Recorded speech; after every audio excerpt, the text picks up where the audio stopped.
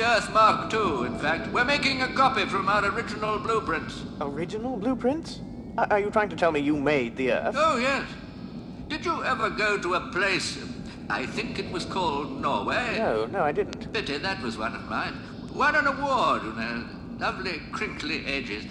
I was terribly sorry to hear it had been destroyed. You were? 5 minutes too early. What? Shocking cock-up. The mice were furious. The mice were furious? Yes. Oh, yes, well, so I expect with the dogs and cats and duck-billed platypuses. But really, I don't see they what... weren't running the planet, were they? No, but And the mice were. Huh? So they were rather upset that it was destroyed 5 minutes too early, so we've got to build another one. I'm sorry. Are we talking about the little white furry things with the cheese fixation and women standing screaming on tables in early 60s sitcoms? Earthman, it is sometimes hard to follow your mode of speech. Remember, I have been asleep inside this planet of Magnesia for 5 million years and know little of these early 60s sitcoms of which you speak. But these creatures you call mice are merely the protrusion into our dimension of vast, hyper-intelligent, pan-dimensional beings. The whole business with the cheese and the squeaking is just a front. They've been experimenting on you, I'm afraid. No, come on, that's the wrong way round. We used to experiment on them. You know, behavioral research and so on. Such subtlety. What? How better to disguise their real natures, and how better to guide your thinking. Suddenly running down the maze the wrong way, eating the wrong bit of cheese, unexpectedly dropping dead of myxomatosis. Earthman, I'm afraid I must tell you that your planet of people have formed the matrix of an organic computer, running a 10 million year research program to find the ultimate question of life, the universe, and everything. Oh. You see, they really are particularly clever, hyper-intelligent, pan-dimensional beings. Attention, please, slightly broadcast. The mice have received reports that you have a human from the planet Earth with you. Report immediately. Report immediately. However, in the field of management relations, they're absolutely shocking. Really? Yes, you see, well, every time they give me an order, I just want to jump on a table and scream. I can see that would be a problem.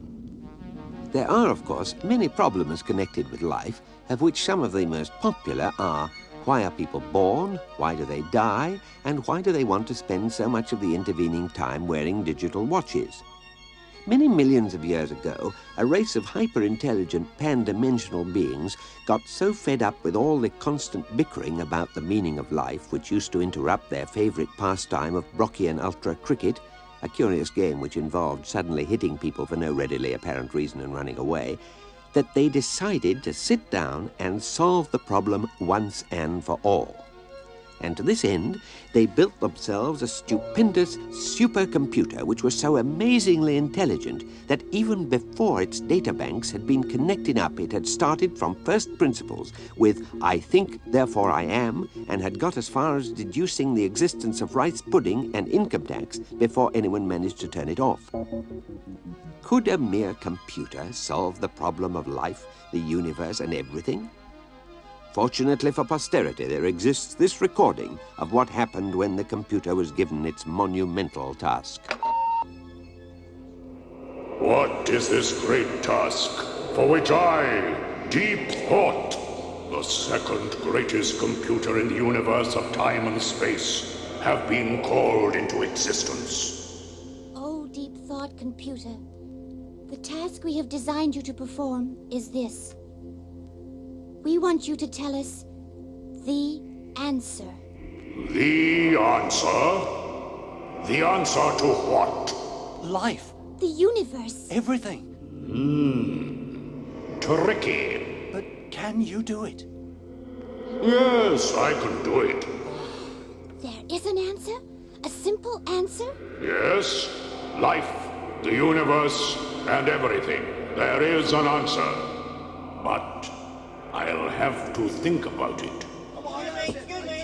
What's happening out there? We demand admission. Come on, you can't keep us out. We demand that you can't keep us out. Who are you? What do you want? I am Magic Thighs. And I demand that I am Vroomfundle. It's all right, you don't need to demand that. Sorry. All right, I am Vroomfundle, and that is not a demand. That is a solid fact. What we demand is solid facts. No, we don't. That is precisely what we don't demand. Sorry. We don't demand solid facts. Right. What we demand is a total absence of solid facts. I demand that I may or may not be Broomfondle. Look, but who are you anyway? We are philosophers. Though we may not be. Yes, we are. We're quite definitely here as representatives of the amalgamated union of philosophers, sages, luminaries, and other professional thinking persons. And we want this machine off, and we want it off now. What is all this? We demand that you get rid of it. What's the problem? I'll tell you what the problem is. Demarcation, that's the problem. We demand that demarcation may or may not be the problem. You just let the machines get on with the adding up, and we'll take care of the eternal verities, thank you very much. Right. Under law, the quest for ultimate truth is quite clearly the prerogative of your working thinkers. Right. Any bloody machine goes and actually finds it, and we're straight out of a job, aren't we? I mean, well, what's the use of our sitting up all night saying there may Or may not be. Or may not be a god if this machine gives you his telephone number the next morning? We demand guaranteed, rigidly defined areas of doubt and uncertainty. Might I make an observation at this point? You keep out of this metal nose! We demand that that machine not be allowed to think about this problem. All I wanted to say... We'll go on strike. That's right, you'll have a national philosopher's strike on your hands. Whom will that inconvenience? Never you mind who it will inconvenience, you box of blacklegging binary bits. Right. It'll hurt, Buster. It'll hurt. There is no terror in your threats. All I wanted to say is that I am now irrevocably committed to computing the answer to life, the universe, and everything. But the program will take me 7.5 million years to run. 7.5 million years? And it occurs to me that running a program like this is bound to cause sensational public interest. And so, any philosophers, such as perhaps yourselves, who are quick off the mark, are going to clean up in the prediction business. Prediction business, what's that? You just get on the pundit circuit. You all go on the chat shows and the color supplements and violently disagree with each other about what answer I'm eventually going to produce. And if you get yourselves clever agents, you'll be on the gravy train for life. Bloody hell. Now that's what I call thinking. Here, Broomfondle, why do we never think of things like that? Don't know. Think our minds must be too highly trained, Magic Thighs. Oh, yeah. And so Broomfondle and Magic Thighs became the greatest and most truly interesting pundits the universe had ever known. And thousands upon thousands of generations later, the great day for which this race of hyper-intelligent, pan-dimensional beings had waited, somewhat impatiently, dawned. Oh, people who wait in the shadow of deep thought, honored descendants of Broomfondle and Magic Thighs, the time of waiting is over. 7.5 million years our race has waited for this great and hopefully enlightening day, the day of the answer. Never again will we wake up in the morning and think, who am I? What is my purpose in life? Does it really, cosmically speaking, matter if I don't get up and go to work? For today, we will finally learn once and for all the plain and simple answer to all these nagging little problems of life, the universe, and everything. From today, we can enjoy our games of Brockian ultra cricket in the firm and comfortable knowledge that the meaning of life is now well and truly sorted out.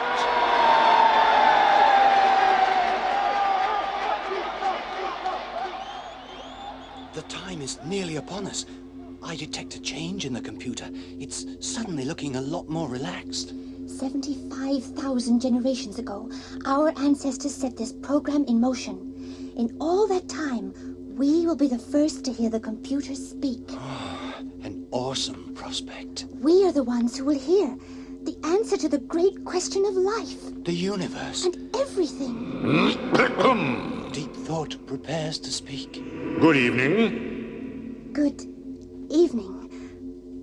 Oh, Deep Thought, do you have you that is An answer for you? Yes, Yes, I have.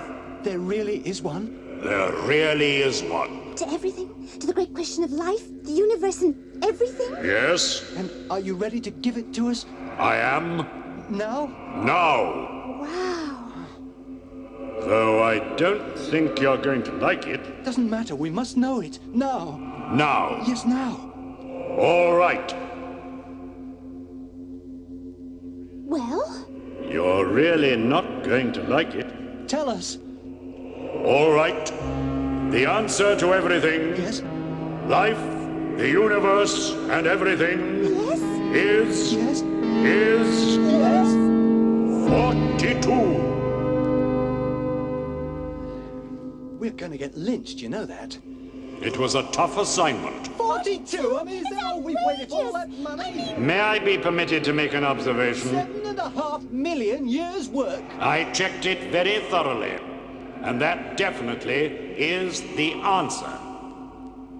I think the problem essentially is that you've never actually said what the question is. But it was the ultimate question. The question of life, the universe, and everything. Yes, but what actually is it? Well, I mean... You know, why is, What? what sort of, Where, when, everything. Just everything, you know. Exactly. Now, once you know what the question actually is, you'll know what the answer means. Oh, terrific. Look, all right. Now, can you please tell us the question? The ultimate question Yes. of life, the universe, and everything? Yes. Tricky. But can you do it? No. Oh. But I'll tell you who can. But who? Please Tell tell us, tell please. I speak of the computer that is to come after me. A computer whose merest operational parameters I am not worthy to calculate. And yet, I will design it for you. The computer to calculate the ultimate question. A computer of such infinite and subtle complexity that organic life itself shall form part of its operational matrix. And you yourselves shall take on the forms of humble rodents and go down into the computer. I think this is getting needlessly messianic. Down to navigate its 10 million year program. Yes, I shall design this computer for you, and I shall name it also unto you, and it shall be called the Earth. Yes. Oh. What a dull name. Earthman, you must awake. Wake up. Where am I? You have been in a deep trance, absorbing data from the Magrathian Compu Matrix archive cells. Oh, of course. Come, you are to meet your masters. Your arrival on our planet has caused considerable excitement. It has already been hailed as the third most improbable event in the history of the universe. What were the first two? Oh, probably just coincidences. But was that all true? That the Earth was just a huge computer? Yes, and it was destroyed by the Vogons 5 minutes before the 10 million year program was completed. Well, that's bureaucracy for you. You know, that would explain a lot of things. All through my life, I've had this strange, unaccountable feeling that something secret, something sinister was going on in the world, and no one would tell me what it was. Oh, that's just perfectly normal paranoia. Everyone in the universe has that. Well, perhaps that means that somewhere outside even the universe, on the next scale up... Maybe. there's some... Who cares? Perhaps I'm old and tired, but I always think that the chances of finding out what really is going on are so absurdly remote that the only thing to do is say, hang the sense of it and just keep yourself occupied. Look at me. I designed coastlines. I got an award for Norway. Where's the sense in that? None that I've been able to make out. I've been doing fjords all my life. For a fleeting moment, they become fashionable, and I get a major award.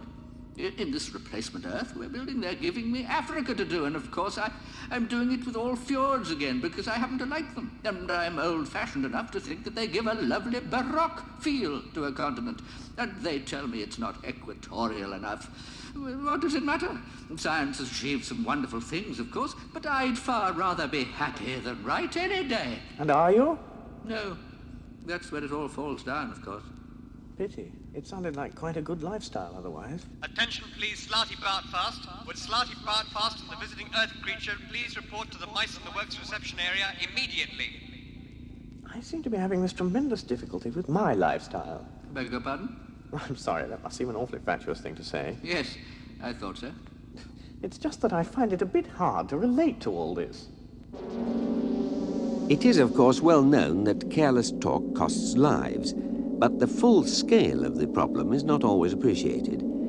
For instance, at the very moment that Arthur said, "I seem to be having this tremendous difficulty with my lifestyle," a freak wormhole opened up in the fabric of the space-time continuum and carried his words far, far back in time across almost infinite reaches of space to a distant galaxy where strange and warlike beings were poised on the brink of frightful interstellar battle. The two opposing leaders were meeting for the last time, and a dreadful silence fell across the conference table as the commander of the Vlahergs, resplendent in his black jeweled battle shorts, gazed levelly at the Gugvant leader squatting opposite him in a cloud of green, sweet-smelling steam, and with a million sleek and horribly beweaponed star cruisers poised to unleash electric death at his single word of command, challenged the vile creature to take back what it had said about his mother. The creature stirred in his sickly, broiling vapor, and at that very moment the words, I seem to be having this tremendous difficulty with my lifestyle, drifted across the conference table. Unfortunately, in the Vlaherg tongue, this was the most dreadful insult imaginable, and there was nothing for it but to wage terrible war. Eventually, after their galaxy had been decimated, it was realized that the whole thing had been a ghastly mistake, and so the two opposing battle fleets settled their few remaining differences in order to launch a joint attack on our galaxy, now positively identified as the source of the offending remark. For thousands more years, the mighty ships tore across the empty wastes of space and finally dived screaming onto the planet Earth, where, due to a terrible miscalculation of scale, the entire battle fleet was accidentally swallowed by a small dog. Those who study the complex interplay of cause and effect in the history of the universe say that this sort of thing is going on all the time, but are powerless to prevent it. It's just life, they say. Meanwhile, Arthur Dent has been escorted to the Magrathian Works reception area for a shatteringly odd meeting. Arthur, you're safe! Am I? Oh, good. Hi, Arthur. Come and join us. Ford, Trillian, Zaphod, what happened to you? Well, our host's here. Hosts? What hosts? Welcome to lunch, creature. What? Who said that? There's a mouse on the table. Oh, haven't you found out yet, Arthur? What? Oh, I see, yes.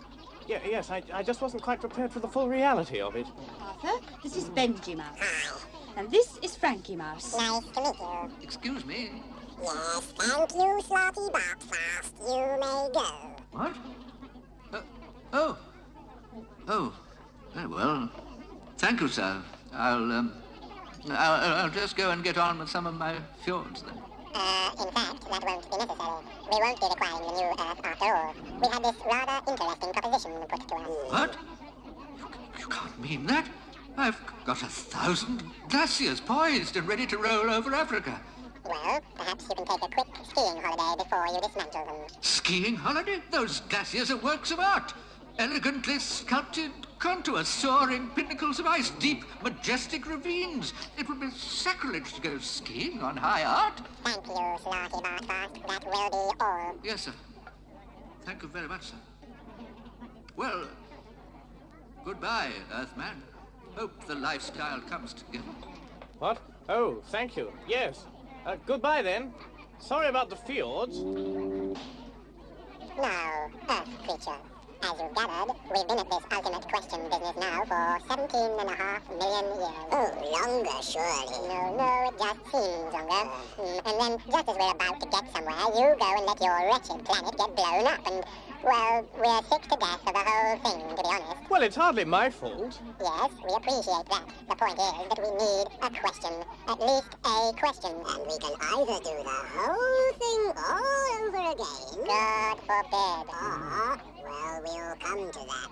You see, the thing is, we've been offered an enormous contract to do the 5D TV chat show and lecture circuit. What? But we've got to have a strong product. You see, Monkey Man, if they're just sitting there in the studio looking very relaxed and just, mentioning that they happen to know the answer to the ultimate question of life, the universe, and everything, and then eventually have to admit that in fact it's 42, then I think the show's probably quite short. Right. Yeah. No follow-up, you see. We've got to have something that sounds good. Something that sounds good? An ultimate question that sounds good? Well, I mean, yes. Idealism, yes. The dignity of pure research, yes. The pursuit of truth in all its forms. But there comes a point, I'm afraid, where you begin to suspect that if there's any real truth, it's that the entire infinity of the universe is almost certainly being run by a bunch of maniacs. And if it comes to a choice between spending another 10 million years finding that out, and on the other hand, just taking the money and running, then I, for one, could do with the exercise. But I don't understand. Hey, get this, will you, Earthman? You are a last-generation product of that computer matrix, right? And you were there right up to the moment your planet got the finger, yeah? Yes. So I your suppose brain that's was true. an organic part of the penultimate configuration of the computer program. Right? Well, yes, but I don't quite see what this is. There's a good chance that the structure of the question is encoded in the structure of your brain. So we want to buy it off you. What, the question? No, your brain. What? Yeah, that's okay, isn't it? I mean, who's gonna miss it? Thank you very much. I thought you said you could just read his brain electronically. Yes, but we've got to get it out first. It's got to be prepared, treated, diced. Thank you. Arthur! Hey, come on, guys. I mean, hey! It can be replaced, if you think it's that important. An electronic brain. A simple one should A suffice. simple one? Yeah, it can be programmed to say what, and I don't understand, and where's the T, and who'd know the difference? What? See what I mean? I'd notice the difference. No, you wouldn't. You'd be programmed not to. Look, I'm sorry, my soul lads. I don't think we've got a deal. Emergency, emergency. Hostile ship has landed on planet. Intruders now within works reception area. Defense station. Defense station. What is it now? Bats dudes, it'll be galactic police. We gotta go whoosh. Police? Yes, we're in a stolen spacecraft. Improbability drive ship. Ah, so that's how the Earthman got here. Say, Fod, didn't you leave a note explaining how they could make a profit on the insurance deal? Yeah, it doesn't seem to have worked. Come on, then, let's move. Damn. Why all that fuss over 2 pounds of earthly brain? We're going to have to invent a question. What's yellow and dangerous? 42. No, doesn't work. No. How many roads must a man walk down? Ah, that's promising. Sounds good, but doesn't actually tie you down to meaning anything. How many roads must a man walk down? 42. Excellent, excellent, Frankie. Which way you reckon, Zaphod? At a wild guess, I'd say down here. Okay, move. Okay, people, Bronx, freeze! We got you covered. You want to try a guess at all, Ford? Okay, this way. Right, okay. We don't want to shoot you, people, Bronx. Suits me fine. We're cornered. Oh, hell, I've dropped my adrenaline pills. All right, behind this computer bank. Get down. Hey, they're shooting at us. Yeah. I thought they said they didn't want to do that. Yeah, I thought they said that. Hey, we thought you said you didn't want to do that. It isn't easy being a cop. What did he say? He said it isn't easy being a cop. Well, surely that's his problem, isn't it? I'd have thought so. Hey, listen. I think we've got enough problems of our own with you shooting at us. So if you could avoid laying your personal problems on us as well, I think we'd probably find it easier to cope. Now, see here, you guys. You're not dealing with any dumb, two-bit trigger-pumping morons with low hairlines, little piggy eyes, and no conversation. No, we are a couple of intelligent, caring guys who you'd probably quite like if you met us socially. Yeah. I don't go around gratuitously shooting people and bragging about it in seedy Space Rangers bars. No, he doesn't. No, I don't. I go around shooting people gratuitously and then agonize about it afterwards to my girlfriend. Yeah, he does. And I write novels. He writes them in crayon.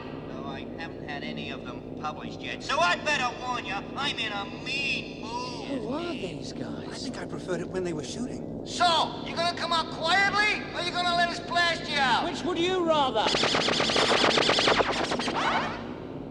You still there? Yes! We didn't enjoy doing that at all. We could tell. Now listen to this, people, Brox, and you better listen good. Why? Because it's gonna be very intelligent and quite interesting and humane. Okay, far away! Misunderstanding there. Yeah, it was fun though, wasn't it? Yeah. Let's shoot him again for a bit. Yeah, why not? The computer bank is absorbing a hell of a lot of energy. I think it's about to explode. Well, that about wraps it up for this lifetime. Well, it's been really nice running into you again, Zaphod. Zaglabos, Trill, Jutigastron, Magagri, Grog, Bantrifon. What are you doing? It's an ancient Beetlejuicean anthem. Yeah? Singing it makes us feel good at times of stress. Zaglabos. Well, if you're going to be like that about it. Land of hope and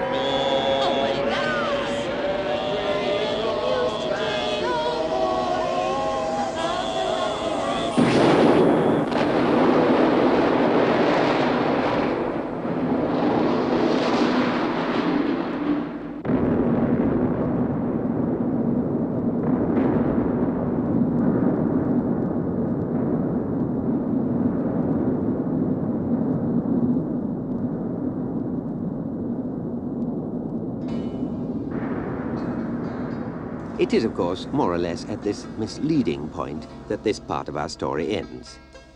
Though it is in many ways a remarkable story, contains much that is apocryphal, or at least wildly inaccurate, is reasonably cheap, and has the words "Don't Panic" written in large friendly letters on the cover, it is not, of course, the Hitchhiker's Guide to the Galaxy itself.